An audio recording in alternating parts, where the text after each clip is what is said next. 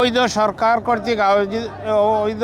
কর্তৃক আওয়ামী লীগের কার্যক্রম নিষিদ্ধ করার প্রতিবাদে এবং দেশের মানুষের যে চরম দুর্ভোগের অবস্থা দেখে পরিলক্ষিত করে যুক্তরাজ্য আওয়ামী লীগ যে আজকে বিক্ষোভ সমাবেশের আয়োজন করেছে, সেটার মূল কারণ হলো কি বঙ্গবন্ধুর কন্যা জননেত্রী শেখ হাসিনার নেতৃত্বে বাংলাদেশ এগিয়ে গিয়েছিল, কিন্তু ৭১-এর যুদ্ধ অপরাধীদের কারণে আজকে বাংলাদেশ আবার পিছিয়ে গেছে।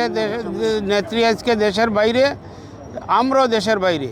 তাই আমরা সসম্মানে সশরীরে যাতে বাংলাদেশে যেতে পারি, মাননীয় প্রধানমন্ত্রীকে নিয়ে যাব ইনশাল্লাহ, এই আশা ব্যক্ত করে সবাইকে ধন্যবাদ জানিয়ে আমার বক্তব্য শেষ করেছি। খোদা হাফিজ। জয় বাংলা, জয় বঙ্গবন্ধু।